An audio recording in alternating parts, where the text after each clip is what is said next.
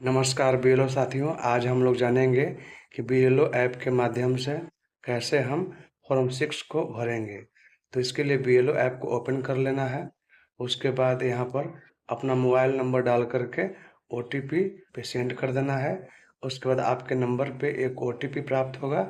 उस ओटीपी को यहाँ पर डालकर वेरीफाई ओटीपी पे क्लिक कर देना है। आप जैसे ही ओटीपी को डालकर वेरीफाई करेंगे तो आपके सामने कुछ इस तरीके का इंटरफेस दिखेगा, जिसमें कि आपको पार्ट नंबर को सिलेक्ट करना है। उसके बाद सबमिट वाले ऑप्शन पे क्लिक कर देना है। यहाँ सबमिट वाले पे क्लिक करने के बाद आपको लैंग्वेज का ऑप्शन आएगा। यहाँ पर आपका इंग्लिश पहले से रहेगा, अगर आप चाहें तो हिंदी पे भी आप इसको सिलेक्ट कर सकते हैं। उसके बाद सबमिट वाले ऑप्शन पे क्लिक कर देना है। सबमिट वाले पे क्लिक करने के बाद आपको कुछ इस तरीके का इंटरफेस दिखेगा। यहाँ कुछ नहीं करना है, बस सीधा सबमिट पे क्लिक कर देना है। इसके बाद आपको बीएलओ ऐप का इंटरफेस दिखाई देगा। यहाँ पर आपको बहुत सारे आइकॉन दिखाई देंगे, जिसमें कि आपको फॉर्म वाले ऑप्शन पे क्लिक करना है। फॉर्म पे जैसे ही क्लिक करेंगे सारे फॉर्म्स दिखाई देंगे, 6, 6A, 6B, 7 और 8। तो हम यहाँ पर बीएलओ ऐप से फॉर्म 6 भरने के बारे में देख रहे हैं, तो हम फॉर्म 6 वाले ऑप्शन पे क्लिक करेंगे। इस पे आप जैसे ही क्लिक करेंगे तो सबसे पहले आपको सेक्शन यानी प्रभाग चुनने के लिए ऑप्शन आएगा। तो यहाँ पर जो भी आपका सेक्शन होगा उसको आप लोग सेलेक्ट कर लेंगे। जैसे मेरा सेक्शन नंबर 2 है, तो इस आवेदक को हमें सेक्शन नंबर 2 में जोड़ना है, तो 2 पे मैं क्लिक कर दूंगा। उसके बाद फिल फॉर्म 6 वाले ऑप्शन पे क्लिक कर देंगे। उसके बाद आपको कुछ इस तरीके का इंटरफेस दिखेगा, जिसमें कि नीचे जाने पे आपको 2 विकल्प दिखाई देंगे, पहला न्यू इलेक्टर और दूसरा एग्जिस्टिंग इलेक्टर। तो अगर मतदाता पहली बार नाम जुड़वा रहा है तो न्यू इलेक्टर पे क्लिक करेंगे, और अगर मतदाता का पहले से नाम जुड़ा हुआ था, कट गया है, उस कंडीशन में आप एग्जिस्टिंग इलेक्टर वाले पे क्लिक करके और उनके ईपिक नंबर को वहाँ पे डाल देंगे। लेकिन इसमें एक चीज़ को आप लोग क्लियर समझ लें कि ईपिक नंबर पुराना वाला नहीं आएगा। जब भी इनका वोटर आईडी कार्ड में नाम जुटेगा तो उनका नया ईपिक नंबर ही जारी होगा। इसलिए दोनों में से किसी एक विकल्प पे क्लिक करके आगे बढ़ेंगे। न्यू वाले पे हम क्लिक करते हैं और सेव एंड नेक्स्ट वाले ऑप्शन पे क्लिक करते हैं। नेक्स्ट स्टेप में नाम लिखने के लिए बोला गया है, जिसमें कि ऊपर में फर्स्ट एंड मिडिल नेम को लिखना है, नीचे में लास्ट नेम को लिखना है। जैसे मेरा नाम अविनाश कुमार सिंह है, तो मैं यहाँ पर अविनाश कुमार सिंह को ऊपर नेम में अविनाश कुमार लिखूंगा, नीचे हिंदी में आ जाएगा। उसके बाद नीचे में सरनेम यानी लास्ट नेम में सिंह को लिखूंगा। नीचे में मैं जब क्लिक करूंगा तो स्वतः हिंदी में आ जाएगा, उस पर मैं क्लिक कर दूंगा। यानी सरनेम का मतलब हो गया लास्ट नेम। जो भी आपका लास्ट नेम होगा उसको यहाँ पर फिल कर देना है। ऊपर में इंग्लिश में लिखना है, नीचे में क्लिक कीजिएगा तो हिंदी में स्वतः आ जाएगा। उसके नीचे में फोटोग्राफ्स है, यहाँ पर मतदाता का पासपोर्ट साइज फोटो को अपलोड करना है। अपलोड करने के लिए चूज फाइल पे क्लिक करेंगे। इस पे जैसे ही आप क्लिक करेंगे तो आपके पास 2 विकल्प है, पहला है टेक फोटो और दूसरा है चूज इमेज फॉर गैलरी। या तो आप उसको सीधा फोटो को क्लिक कर सकते हैं, या फिर पहले से गैलरी में है उसको आप अपलोड कर सकते हैं। तो मैं उदाहरण के तौर पे यहाँ गैलरी से एक फोटो को अपलोड कर दे रहा हूँ। उसके नीचे में आप देखेंगे तो रिलेटिव का टाइप पूछ रहा है। जैसे में अगर जेंट्स है तो फादर अपना सिलेक्ट करेंगे, या अगर महिला है तो अनमैरिड हैं तो अपने फादर का नाम फादर चूज कर सकती हैं, या अगर विवाहित हैं तो हस्बैंड चूज कर सकते हैं, या अगर उनका कोई और भी ऑप्शन चुनने का मन हो तो वो चुन सकती हैं। तो जैसे मैं यहाँ पे फादर वाले ऑप्शन पे क्लिक कर दे रहा हूँ, क्योंकि नॉर्मली रूप में लोग फादर का ही नाम देते हैं। तो यहाँ फादर पे मैंने क्लिक कर दिया। अब उसके नीचे में यहाँ पे फादर का नाम फिल करना है। जैसे यहाँ पर रामचंद्र मिश्र लिखना है हमको, तो यहाँ पर हम लिख देते हैं।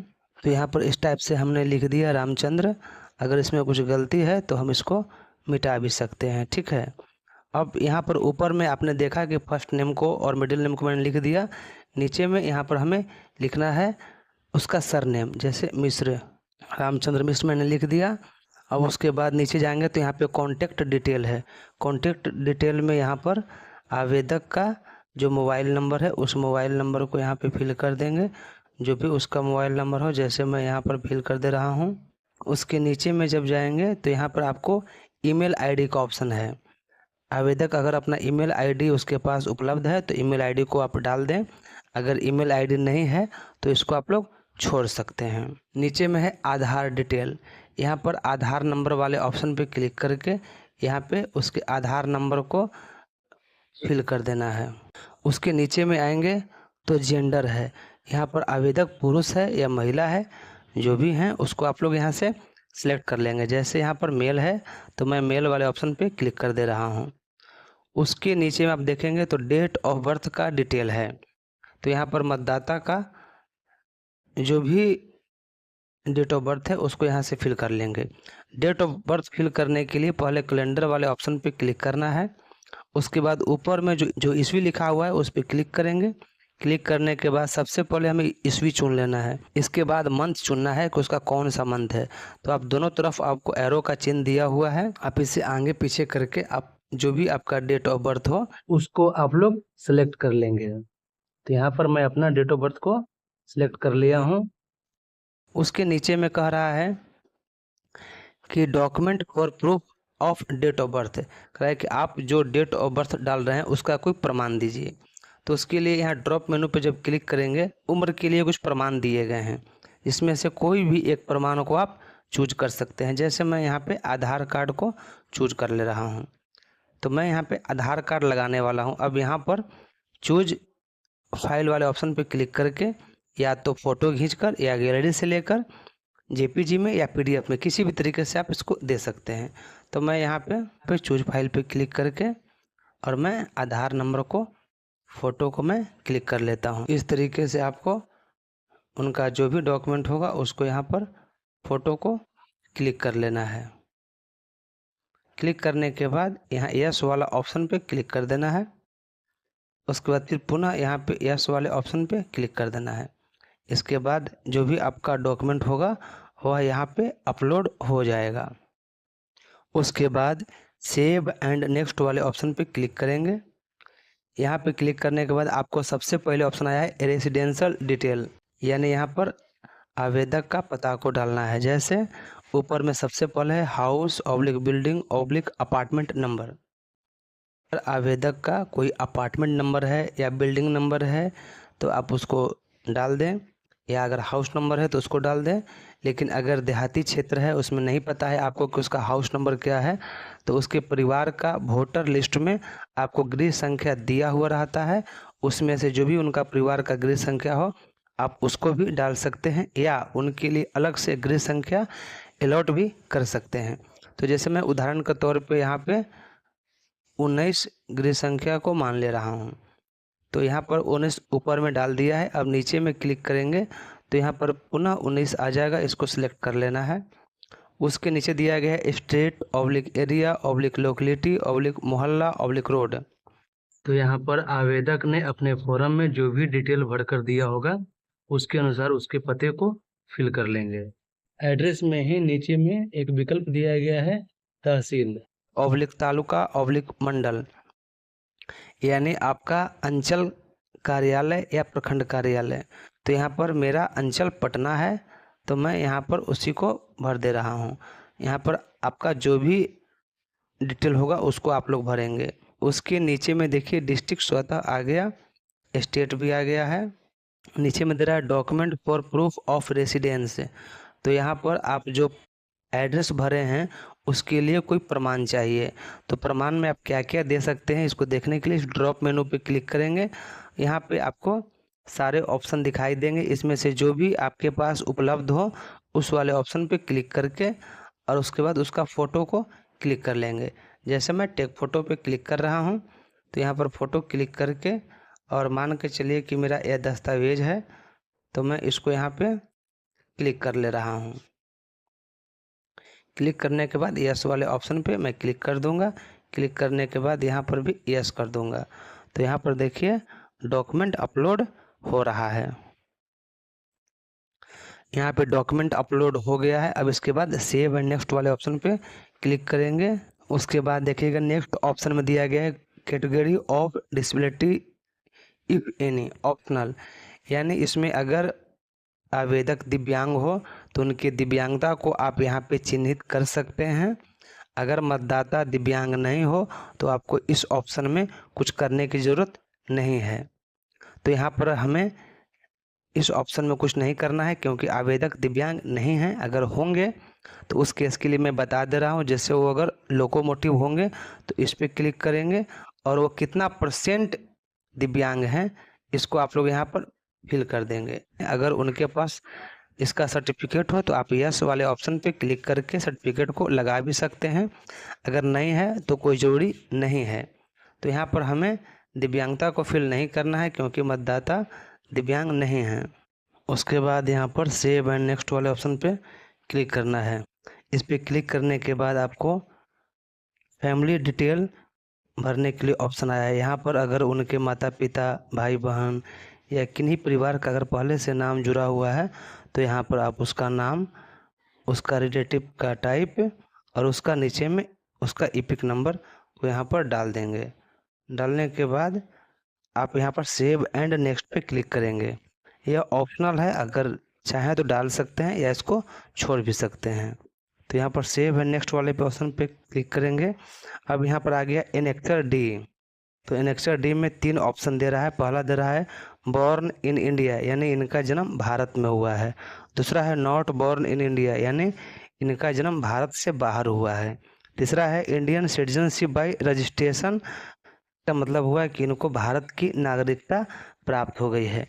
तो हमें पहले वाले ऑप्शन पे क्लिक करना है क्योंकि मतदाता भारत के ही हैं और भारत में इनका जन्म हुआ है। तो बॉर्न ऑन इंडिया वाले ऑप्शन पे क्लिक करेंगे। इस पर आप जैसे ही क्लिक करेंगे तो आपको यहाँ पर आप देख सकते हैं कि यहाँ पर नेक्सर डी में कुछ डॉक्यूमेंट्स अपलोड करने होते हैं। जैसे अगर वो मतदाता 1/7/1987 के पहले के हैं, उस कंडीशन में वो सेल्फ अपना एक कोई डॉक्यूमेंट देंगे। और अगर वो 1/7/1987 और 2/12/2004 के बीच अगर उनका जन्म हुआ है तो अपना और अपने माता अथवा पिता, माता पिता में से किसी एक का और अपना एक दस्तावेज देंगे। अगर उनका जन्म 2/12/2004 के बाद हुआ है, उस कंडीशन में वे एक अपना दस्तावेज तथा वे अपने एक माता एवं पिता, यानी तीनों का एक एक दस्तावेज लगेगा। अब दस्तावेज क्या लगेगा उसको आप नेक्सर डी, आपके पास घोषणा पत्र भी मिला होगा, उसको आप देख सकते हैं, या फिर यहाँ पे ड्रॉप मेनू पे जब क्लिक करेंगे तो यहाँ पर ऑप्शन आ जाएंगे। आप इसमें से किसी भी एक ऑप्शन का चयन कर सकते हैं, जो भी दस्तावेज आपके पास इसमें से अवेलेबल हो। तो जैसे मैं यहाँ पे बर्थ सर्टिफिकेट वाले ऑप्शन पे क्लिक कर रहा हूँ, उसके बाद चूज फाइल पे क्लिक करके और गैलरी से या फिर टेक फोटो पे क्लिक करके सीधा डॉक्यूमेंट को फोटो आप क्लिक कर सकते हैं। तो यहाँ पर मैं अपने डॉक्यूमेंट को फोटो क्लिक करके अपलोड कर ले रहा हूँ। उसके बाद नीचे में फादर या मदर का देखिए अपने आप ऑप्शन आ जाएगा उम्र के हिसाब से। यहाँ पर अगर फादर और मदर लिखा हुआ है यानी आप पिता या माता उनका किन्हीं एक का दस्तावेज आप लगा सकते हैं। अगर फादर का डॉक्यूमेंट हो तो फादर वाले पे क्लिक करेंगे और नीचे में वो कौन सा दस्तावेज देना चाहते हैं उस पर क्लिक करेंगे और क्लिक करके उनका जो भी इसमें से दस्तावेज हो उस दस्तावेज वाले ऑप्शन पे क्लिक करके और नीचे चूज फाइल पे क्लिक करके और उनका जो भी दस्तावेज होगा उसका फ़ोटो क्लिक कर लेंगे। तो जैसे मैं यहाँ पे फ़ोटो को क्लिक कर ले रहा हूँ। क्लिक करने के बाद ऊपर यस वाले ऑप्शन पे क्लिक कर देंगे तो यहाँ पर उनका दस्तावेज जो है अपलोड हो जाएगा। उसके बाद नीचे में है प्लीज़ अपलोड सिग्नेचर। यहाँ पर आवेदक का सिग्नेचर को आप लोगों को अपलोड कर लेना है। तो मतदाता से आप या तो घोषणा पत्र पे साइन किए होंगे या फिर उनका एक कहीं पे पेज पे साइन करवा लीजिएगा और करवा लेने के बाद उनके सिग्नेचर को आप लोग इस तरीके से क्लिक करके अपलोड कर लेंगे। ठीक है। तो यहाँ पर अगर थोड़ा बहुत आगे पीछे करने की ज़रूरत हो तो आप इसको छोटा बड़ा भी करके अपलोड कर सकते हैं। तो यहाँ पर देखिए मैं सिग्नेचर को भी अपलोड कर दिया हूँ। यह मेरा एनेक्सर डी कंप्लीट हो गया। तो एनेक्सर डी के बारे में आप लोग समझ गए कि एनेक्सर डी में आवेदक का एक डॉक्यूमेंट तथा उम्र के हिसाब से अगर 87 के पहले जन्म हुआ है तो उनका एक कोई कागज, या अगर उनका 87 और 2004 के बीच जन्म हुआ है तो एक आवेदक का तथा एक आवेदक के माता या पिता में से किसी एक का कागज लगेगा। और अगर किन्हीं का जन्म 2004 के बाद हुआ है तो उस कंडीशन में आवेदक का भी, आवेदक के माता और पिता दोनों का कागज लगेगा और हस्ताक्षर आवेदक का नीचे लगेगा। उसके बाद सेव है नेक्स्ट वाले ऑप्शन पे क्लिक कर देना है। उसके बाद यहाँ पे डिक्लेरेशन आएगा, यहाँ पर दे रहा है कि इनका जन्म कहाँ हुआ था, उसको फिल करें। तो यहाँ पर मान के चलिए कि इनका जन्म भी पटना में हुआ था, तो मैं पटना यहाँ पे फिल कर दे रहा हूँ। उसके बाद पूछ रहा है किस स्टेट में, तो यहाँ पर जो भी स्टेट हो उसको आप लोग सेलेक्ट कर लेंगे। जैसे बिहार है तो मैं बिहार को सिलेक्ट कर ले रहा हूँ। नीचे में डिस्ट्रिक्ट है तो डिस्ट्रिक्ट, जिस भी डिस्ट्रिक्ट में उनका जन्म हुआ हो उस डिस्ट्रिक्ट को आप लोग यहाँ से चुन लेंगे, जिसमें मैं पटना चुन ले रहा हूँ। उसके बाद कर रहे हैं कि यहाँ पर सामान्य तौर पे कब से निवास कर रहे हैं, तो इस पते पे वो जब से रह रहे हैं उसका ईयर लगभग में आप यहाँ से सिलेक्ट कर लेंगे। इसमें कोई जरूरी नहीं है कि एक्यूरेट हो, लेकिन जब से वो रह रहे हैं उसको यहाँ पे डाल देना है। उसके बाद सेव एंड नेक्स्ट वाले ऑप्शन पे क्लिक कर देंगे। क्लिक करने के बाद आपको यहाँ पे सारा फॉर्म दिखाई देगा। आप इसको एक बार देख लें ताकि आपसे कहीं कोई अगर गलती हुई हो तो उसको आप सुधार सकें। तो यहाँ पे मैंने सारा चीज़ को देख लिया। अगर कहीं कुछ गलती आपसे रह गई हो तो बगल में आपको ऑप्शन दिया गया है कीप एडिट, इस कीप एडिट वाले ऑप्शन पे क्लिक करके आप सुधार सकते हैं। यहाँ पर एक दूसरा और विकल्प दिया गया है ईपिक का। जब यहाँ पे आप क्लिक करेंगे तो यहाँ पर आपका वोटर आईडी कार्ड का एक नमूना आपको दिखाई देगा। इस तरीके से आपका वोटर आईडी कार्ड बन कर के आएगा। तो यहाँ पर भी आप लोग देख लेंगे कि इसका नाम, पिता का नाम, डेट ऑफ बर्थ या और भी कोई चीज़ें हैं जो गलत हो तो आप लोग यहाँ से देख सकते हैं। और उसको अगर कुछ गलती हो तो आप कीप एडिट वाले ऑप्शन पे जाके सुधार सकते हैं। अगर सब कुछ सही हो तो उस कंडीशन में नीचे सबमिट वाले ऑप्शन पे क्लिक कर देंगे। जैसे ही आप सबमिट वाले ऑप्शन पे क्लिक करेंगे तो आपको एक रेफरेंस आईडी यानी आवेदन संख्या आपको कुछ इस तरीके से प्राप्त हो जाएगा। इसको आप लोग BLO पंजी पर नोट कर लेंगे और उसके बाद तुरंत ही आपका यह आवेदन चेकलिस्ट वाले ऑप्शन में दिखाई देगा। तो आप लोग उसको चेकलिस्ट को भी ससमय निष्पादन कर देंगे। तो इस तरीके से नया अपडेट के अनुसार BLO ऐप से फॉर्म 6 को आप लोग भर सकते हैं। मुझे उम्मीद है कि इस वीडियो को देखने के बाद आपको BLO ऐप से फॉर्म 6 भरने में काफ़ी सहूलियत होगी। इसी तरह के इन्फॉर्मेटिव वीडियो के साथ मिलते हैं अगले वीडियो में। तब तक के लिए जय हिंद।